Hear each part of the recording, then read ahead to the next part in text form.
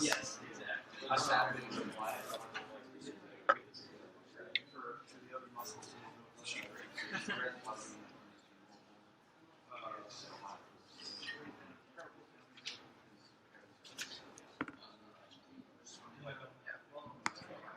That's one way to solve the problem.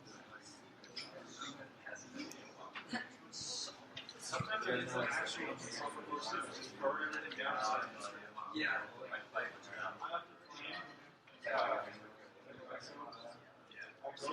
Well, I want to so and then slowly go skeletons and mostly pseudocode skeletons. And then just fill it.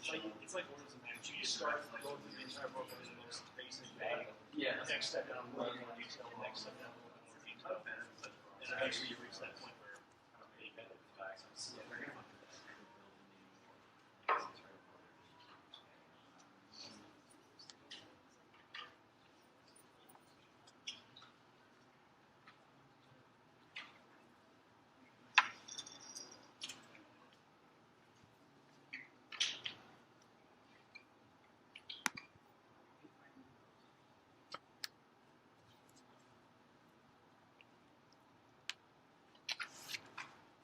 Henry, if you want to,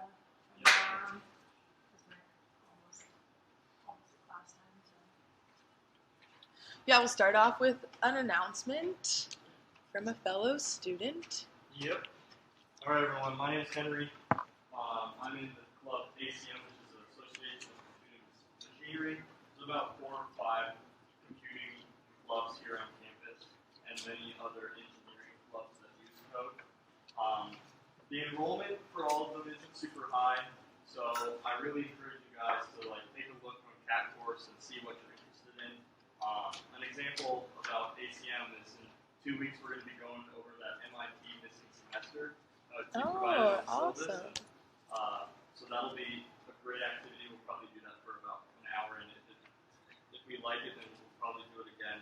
Really go in depth into using the terminal, GitHub, etc. We have white space work, our whiteboarding workshops, which is really it's pretty imperative for many internships. Even though we have all this technology, some employers still use whiteboarding to hire engineers. So yeah, just take a look on CAT course. Really encourage you guys to apply and get involved. Yeah. Cool, thanks. Yeah, and my understanding is these clubs, they get funding so they can put on events and even help you travel sometimes to events and bring in speakers. And so, yeah, definitely get involved if you have the time. So happy Friday, everybody. I hope the lab went well yesterday. Did anybody, or are there any problems that I should be aware of? I haven't heard from anybody about anything, but if you have anything that you want to bring up right now, happy to take questions about lab logistics, but looks like not seeing any questions, so that's awesome. And so we will get into our topics for today. So first, we're going to review the primitive versus reference data type distinction that we hit on at the end of last class. We'll also review and keep building on our object-oriented programming, writing our own classes. So to start off, I'm going to go to back to lecture 4. And into this more with data types file. If you don't already have this loaded up in your IDE, you can copy this. I'm going to go over to Eclipse, and who knows what I have in here. So, actually, maybe we did more. I think I actually had more in this file than we covered the other day, so we will go through all of that. So I'm pasting this in. You might need to change your package name up here at the top to make sure that it matches the package. I'm in my day 4 package from Wednesday. You might need to change that. But So last week, on Wednesday, 2 days ago, we saw that with primitive data types, things like Boolean, char, ints, doubles, etc., what is stored is the actual value. So, for example, when I define this double temp to be 98.6, inside the computer, it's actually storing, in binary, but it's storing, or as a float, I guess, it's really storing that value. It's not storing a pointer to the value or anything like that. It's storing the value. And so when I do something like create a new double called temp2, and I initialize it, I create it to be equal to temp. Now temp2 is also storing that 98.6 value. And so when I add 5.3 to temp2, we get some behavior that is expected. So I'm just going to comment everything out at the bottom here and run this. And we see that, okay, cool. When this line runs, temp was 98.6, temp2 was 98.6, and when this line runs, temp is 98.6, and temp2, makes sense, I added 5.3 to it, now it's 103. Great. That makes a lot of sense. But when we move on to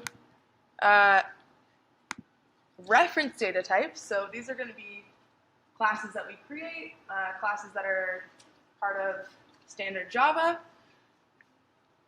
we see a different behavior. Does anybody remember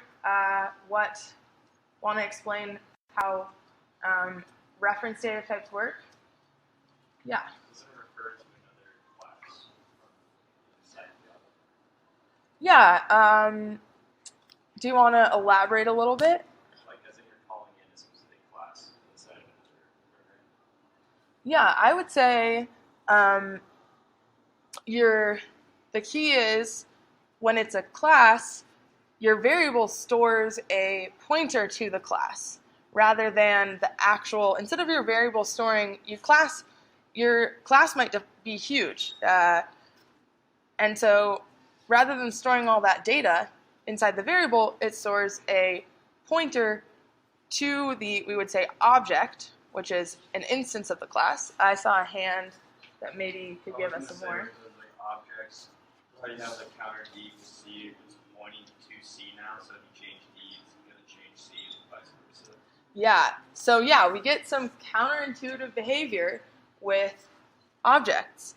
So if you remember our counter from Wednesday, and we'll see this again pretty soon, but our counter just holds a count, and we instantiate a new counter that we called C, that we're holding in the C variable with the constructor here, and we're starting it with a value of 5, and then we make another counter called D, and we call this the assignment operator.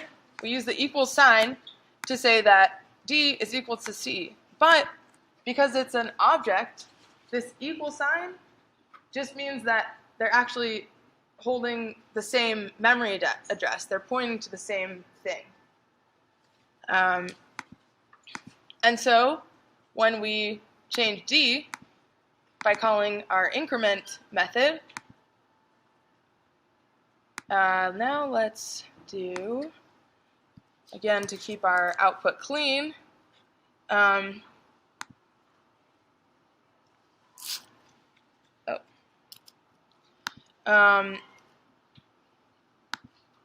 when we change D, let's see, we printed out, I'm going to say D equals, maybe I'll do it like this, and then I'm going to use the plus to concatenate two strings.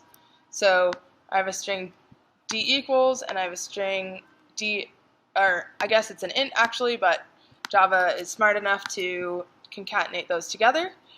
And then I'm also going to print out C equals, and whatever c.getCount returns to me.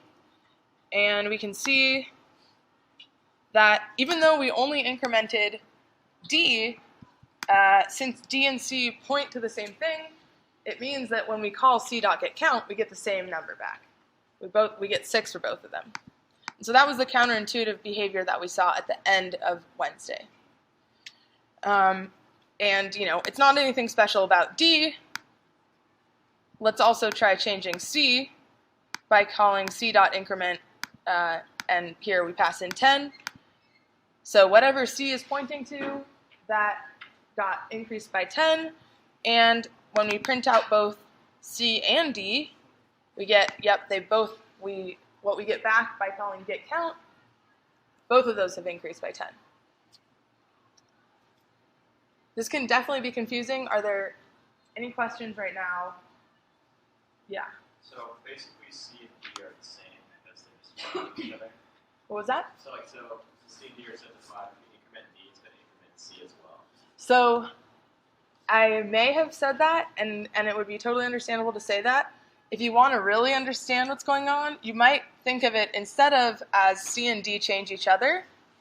C is like our,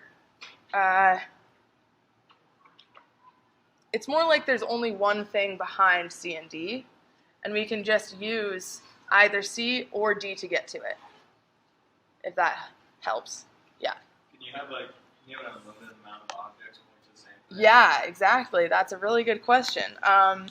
We absolutely could.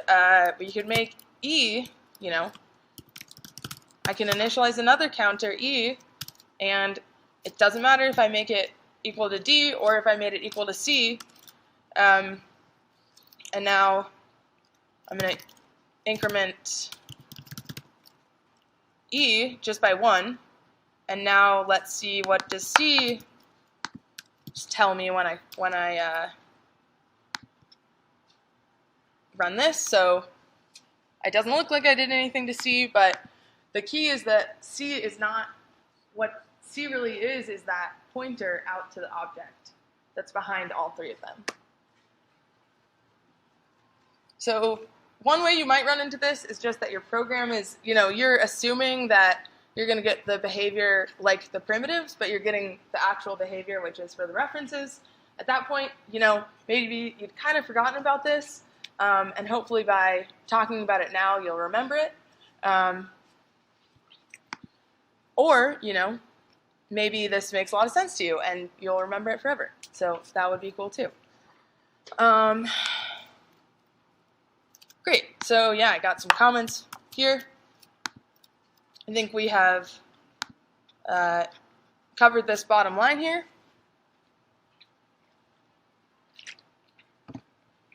Another thing that we can do with types is what's called typecasting. So, okay, I'm going to comment this out again. So, as we've said, Java is statically typed. So once you have a variable, you have to assign it, you have to say, or to create a variable, you have to say what the type is, and you can't change it. But if we want to cast a variable of one type to another type, we can use this syntax here. So does anybody, so let's remember what, I guess we need temp. I'm going to move temp down here and uncomment it. So can anybody predict what this is going to print out for me? Yeah. Yeah, exactly. So just like in other languages, when we cast double or float to an integer, we don't round it like you might have learned, you know, in school, where you round to the nearest integer. You just take the floor, meaning 98.6 is going to go down to 98. What if I wanted to save this, like, can I do something like temp equals int of temp? I don't know. You know, this is interesting because, oh, this is the implicit probably. Wow. So I was thinking for a second there that we couldn't do this, but I guess we can because Java is willing to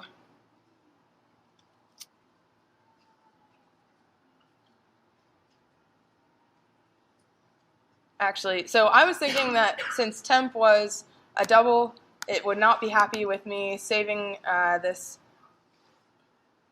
Oh, okay. Oh, it is a double. Okay. That's what's going on. So from this output,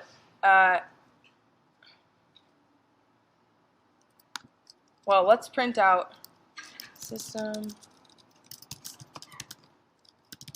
print line temp. So I just don't actually know what the type of temp is right now because we just tried to cast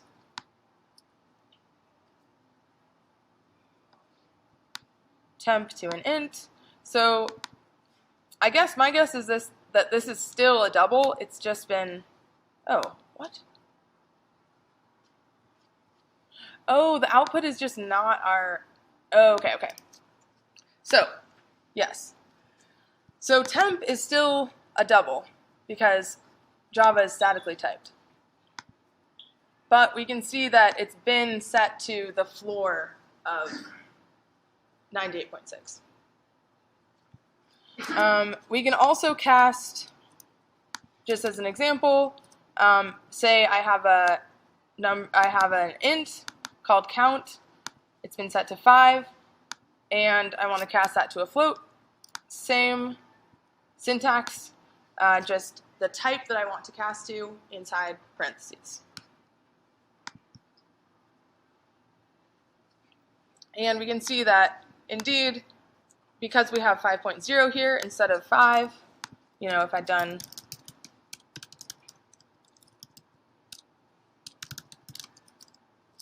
just this, I just printed out count. Also, should I make this bigger for you? Probably. Here we just had 5 because it was an integer. Here we've cast it to a float, and it's 5.0.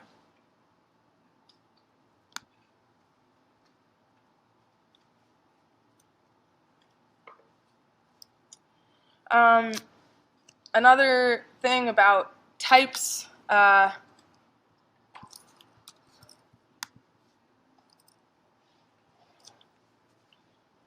to remember what I was thinking here.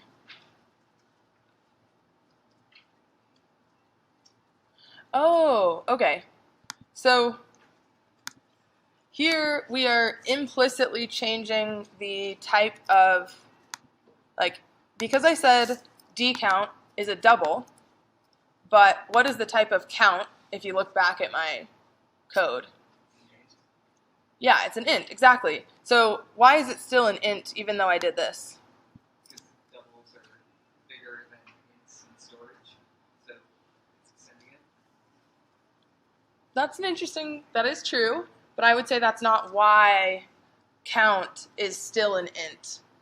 Like, why have I not changed the type of count? Or, You didn't reassign it or anything. yeah, exactly. Like, I would have to have reassigned the variable or something. This just returns to me the value of count as a float. So I haven't actually changed count at all, right?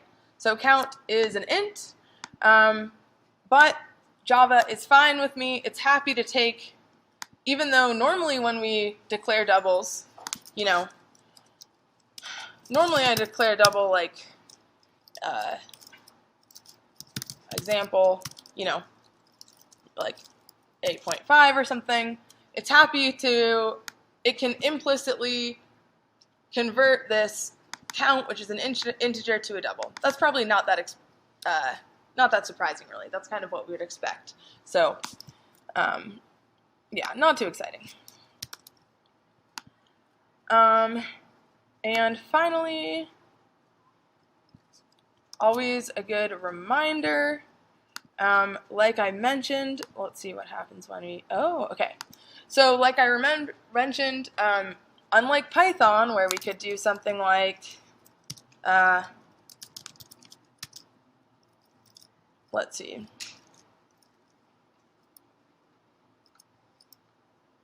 Oh, this one, okay.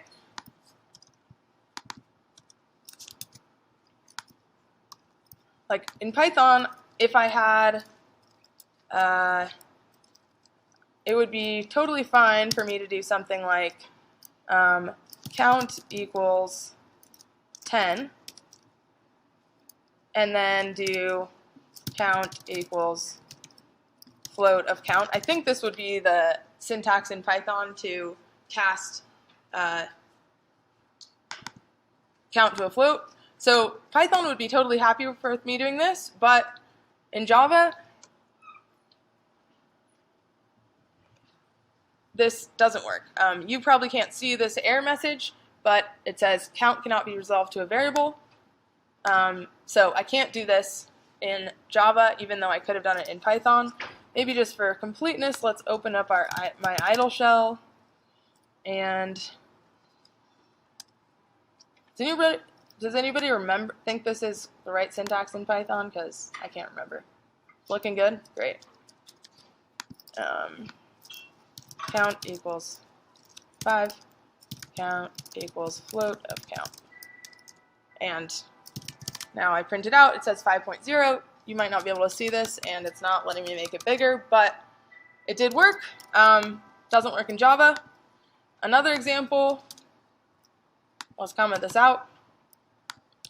In Python, I could do something like year equals 2022 as an integer, and then I can directly just reassign it year to be the string 2022, right? But in Java, I try to do that, and it's going to yell at me, say I can't do this. Okay, a lot about types.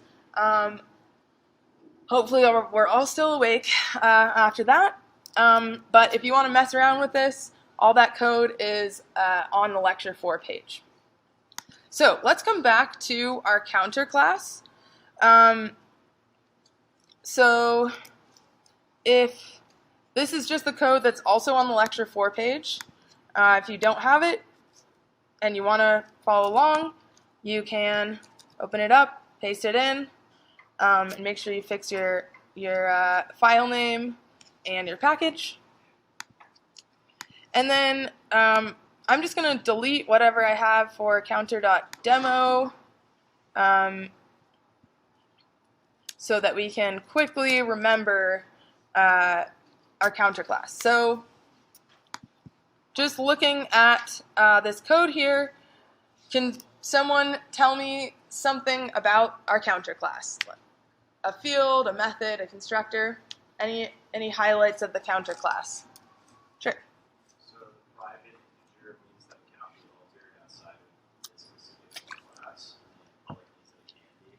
Yeah, we are going to get there at the end of today.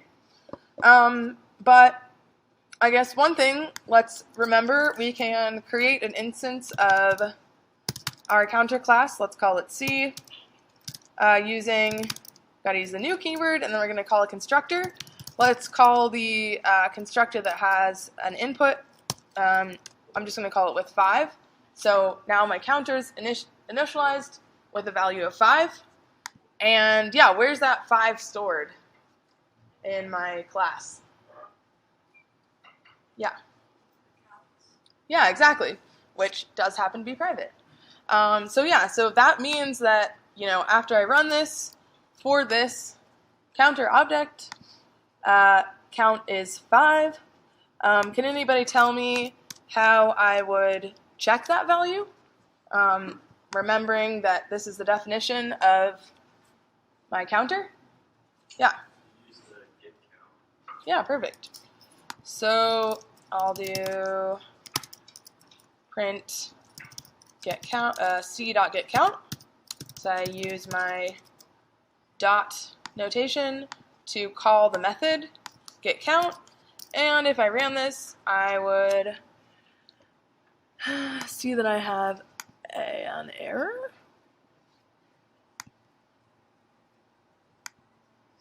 Oh, it's because I have errors in this other file that I closed, but it's in the same package.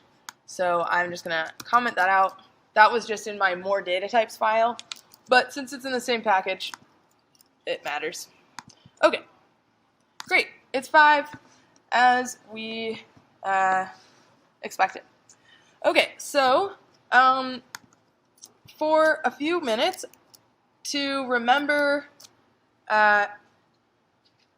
what we learned about classes last time, let's get into pairs and write a new method that is going to, I'll say, write a new method that takes in another counter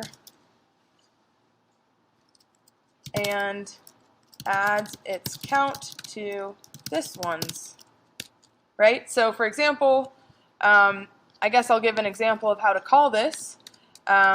Let's say I make another counter, D, and I'm just going to use the default constructor.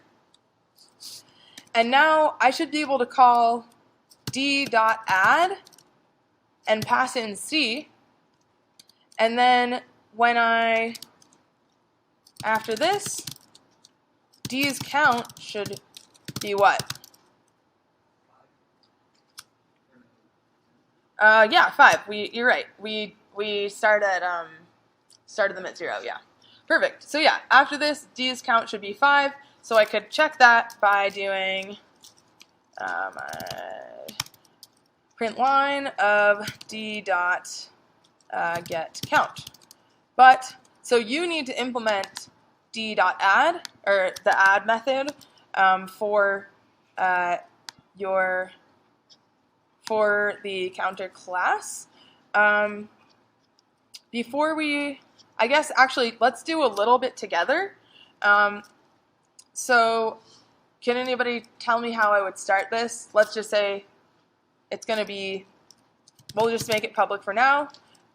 What would the next thing that I have to do be? The data type that's going to be returning, which is going to be an int. We do need the data type that it returns, but I'm thinking that it actually doesn't return anything. It just changes the internal state. Add just, yeah, but yeah, thanks for that, yeah. Yeah, exactly. But yeah, exactly. We need to remember that we need to specify what we return. Okay, so we're going to call it add, and then I have to specify, what do I put in these parentheses? Yeah, so what is the type that I'm going to take in? It's a counter, exactly. We're getting really fancy out here. And we could call it, I'll call it other. Okay, so we now have the start of this method. You can work on this by yourself, but if you think you're going to need any help, or if you haven't been following along, find a partner. We will take maybe 5 minutes for this. Please feel free to talk to your neighbor, especially if you don't have your counter demo running.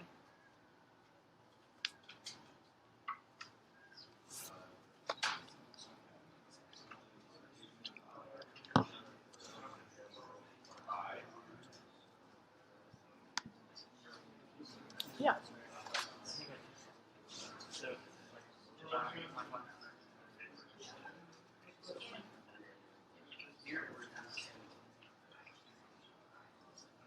So, yeah, that is definitely, so, I mean,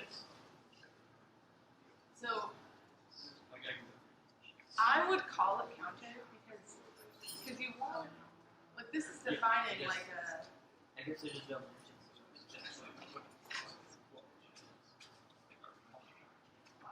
yeah, so it's like if you, I'm trying to think, I almost want to say when we increment, we pass in an integer. And when we, in this case, we're taking in another counter. I'm like, that's totally fine. Okay, It so can it's be, just, it kind of, it feels like circular. yeah, okay, I see. Yeah, it feels circular, but it's fine. Okay, and then It's like, I'm trying to think of a real life example, like a machine. Because like, the analogy that you use is like, the class is like, What did you call it? it's like a model car or something, in a way. Or like, a class is like a toaster. There are a bunch of toasters out there, like, they should all be able to, like, put the toast in, you know, the toast is either done or not done. Like, you've never put a toaster in a toaster, so that would not yeah, help. well, but so like in class, you're saying, okay, these are the things that we're passing into this Yeah. method. Okay, And the thing that you're passing in is another counter. another count. And because it's Java, you have to say what type it is. Gotcha. And the type is counter. And then we called it, we gave it a name, so it's a variable. And the name is custom. Okay, okay. Gotcha. Okay. It sort of change the color on me sometimes. Yeah, yeah, yeah. Anyways, Regular groups or individuals are all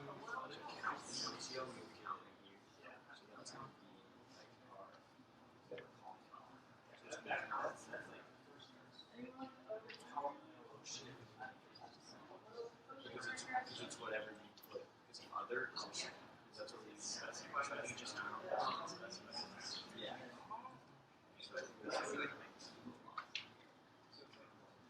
So I just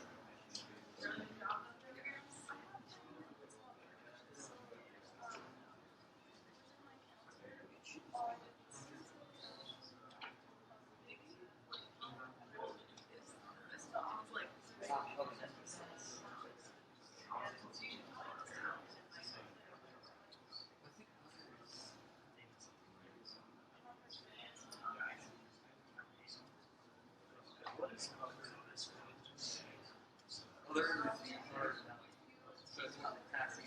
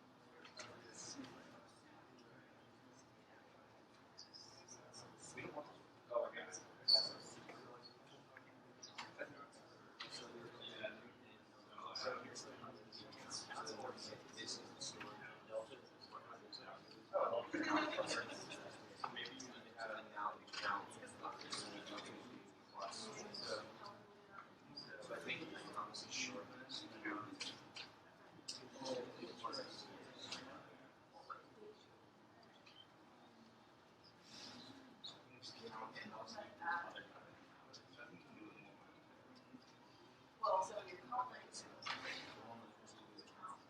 you're calling method adds. But, well, what's the Other I don't know how many. doing nothing. It's just doing, like, nothing changed. So, here's one here. So why do you say, when you say this is a version, what do you mean? By, like, what would it mean for it to work? What is telling you that it's not? Oh, okay. Yeah, yeah, so wait, where are they?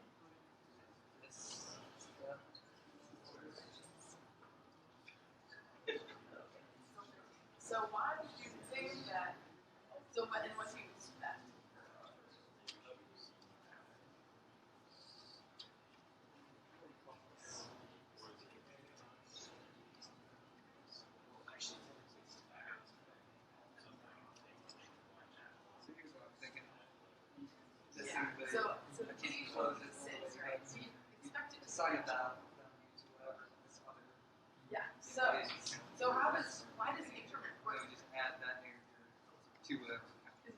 thing to find it.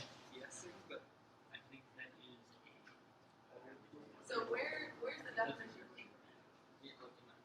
so Yeah, so what does count plus plus mean? Changed type of age. Yeah, what are you adding one to? yeah, like I said, just start. Yeah, and where, like, what is count? I'm running. Where did you first, I don't understand. is there another term where it starts count? Yeah. Yeah. I just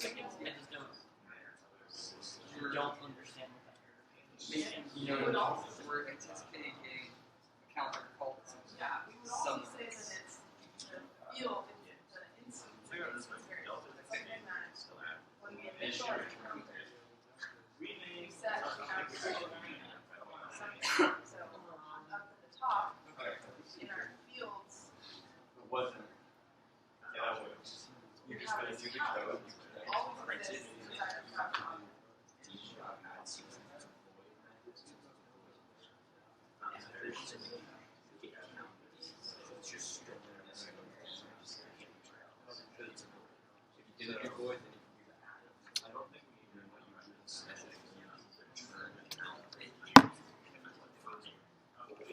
Okay, let's bring it back together. I'm gonna come over to my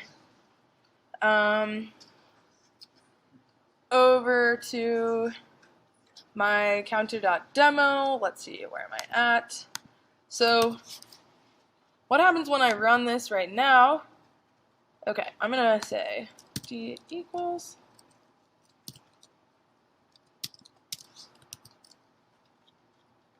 just so that we can really. Okay, so currently, you know, we're saying d's count should be 5 because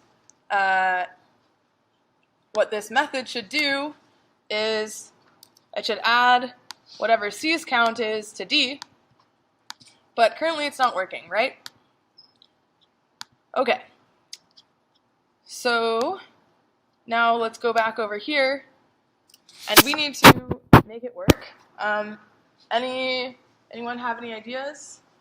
Anyone I haven't heard from this class yet have any ideas? Not even like specifically the implementation, but yeah, here.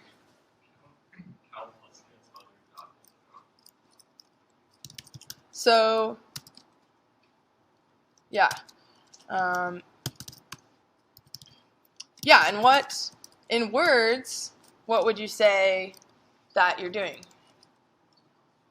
Taking the variable count and adding whatever the count returns of the other Yeah.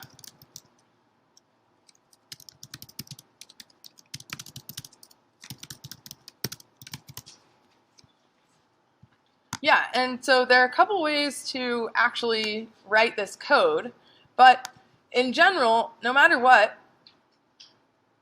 our counter class, it's really simple, right? All it's doing is it's holding this integer count. Yeah, do you have a question or a comment? Or? Maybe a stupid question, but why do you have to use plus equals instead of plus? Well, if you did just plus, let's see, I guess it's not even.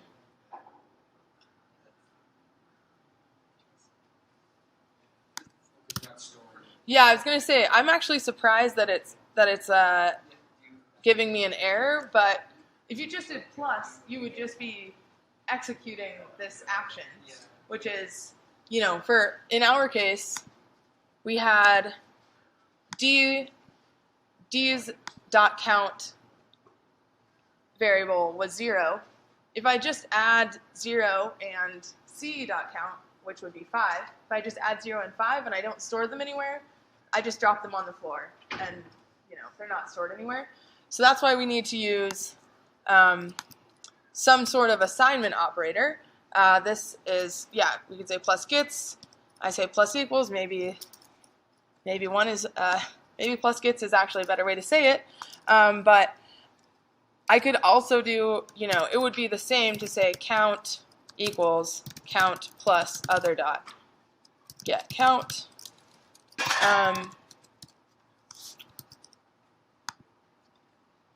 But whichever way I do it, I guess actually, does anybody have another way that I could do this?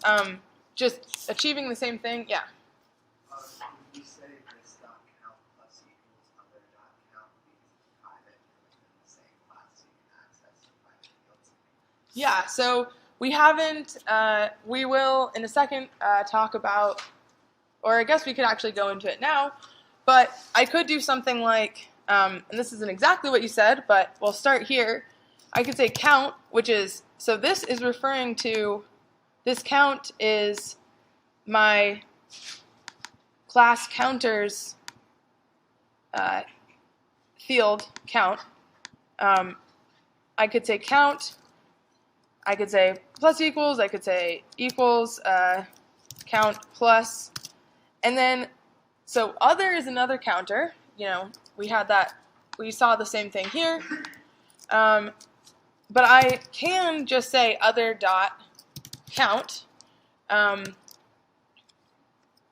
here I'm accessing the other, like the other counter's count variable, right? And so in this case, behind the scenes,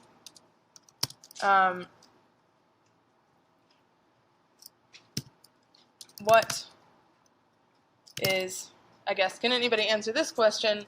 What is d.count?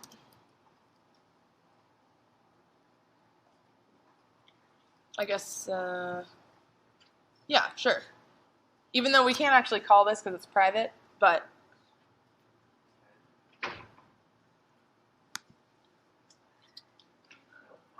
yeah, just 5. And I just said that to kind of drive home the fact that count is a field of my class. I can access it. If I have access to it, I can access it with the dot notation. But yeah, I could do this. I could also do count plus equals other dot count. So any of these should work. And just to double check ourselves, now we have successfully implemented our new method.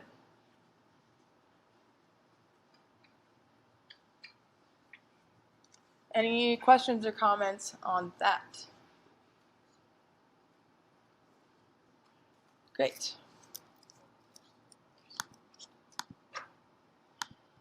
Okay, so now let's talk a little bit, if we go over to today.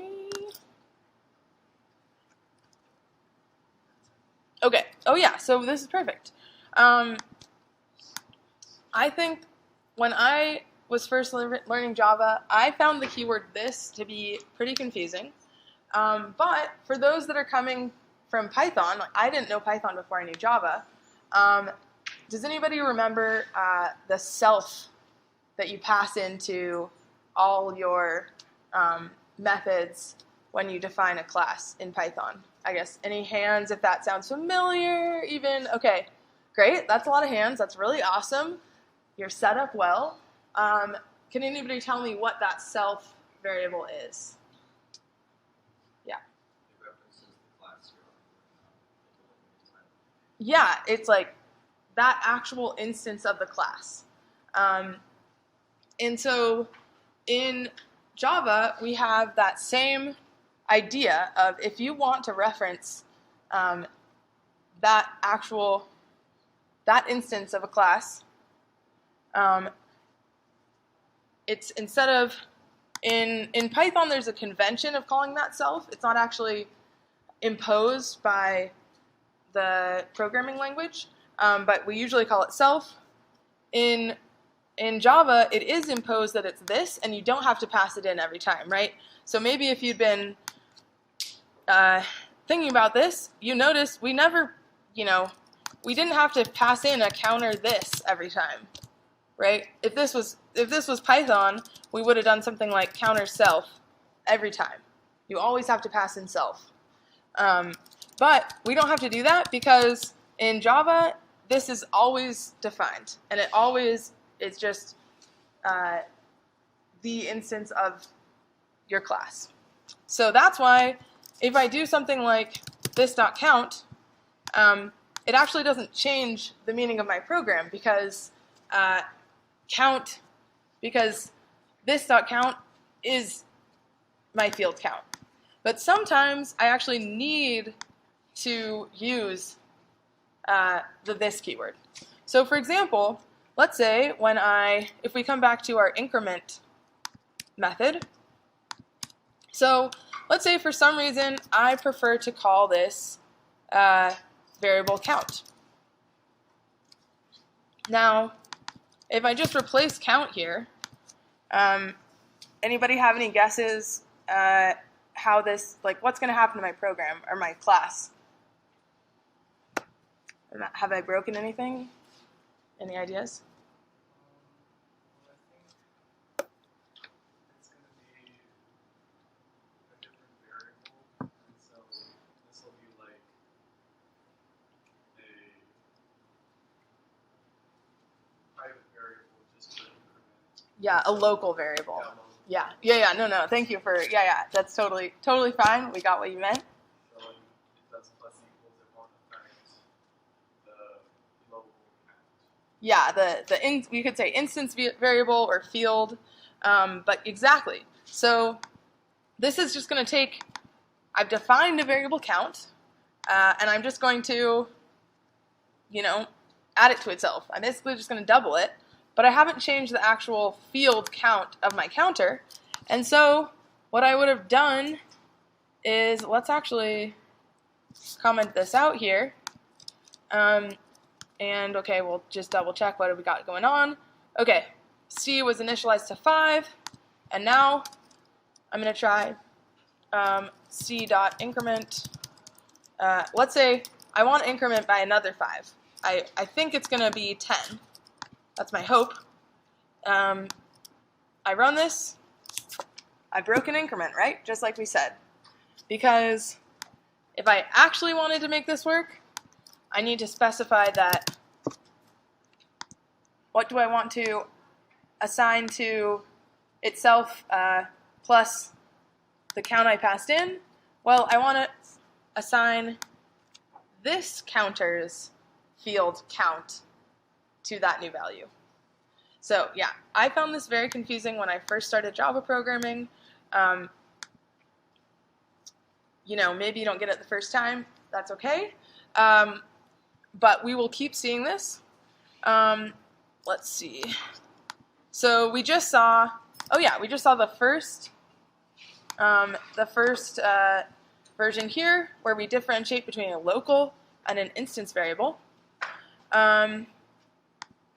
Oops, that's not right. Another place we can see this is, suppose we actually wanted to call, for whatever reason, I wanted to call get count on my own counter. Well, I don't really have anything, I don't have any way to access like that counter. And so, but I could, now that I know about this, I can actually call it using this.getCount or getCount. And this would actually be really useful for printing out if I wanted to define a print function. But that's how I actually call one of my own methods, is using this keyword. I can also use it to call constructors. So let's say for some reason I wanted to redefine the default constructor so here, because I have no code in there, it's just initializing count to the default value, which is 0. Let's say I wanted to, instead, I want to call the constructor that takes in an int. Well, I can't just say, I can't call counter. Like, that doesn't really make sense. Like, what am I calling counter on? But I can call this. And that actually calls another count, like that count, if I pass an int in. So let's say I want to make default constructor initialize count to 1. So one way I could do this, it's not the only way, is that I could call within the default constructor, I can call this more complicated constructor that takes in an int, and I just pass in the 1. So you might think you would do this like this, but instead you have to do it with this keyword, and that would define counter. That would define the default constructor in that way. And so yeah, we got the keyword this, and we will continue with modifiers on Wednesday next week. Have a great 3-day weekend. Take a look at Lab 2 and Project 1.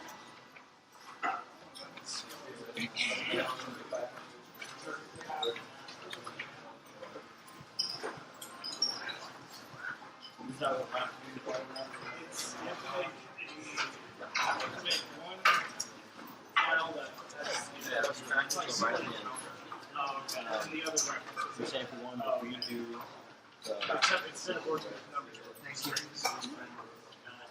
Okay. the one we do count.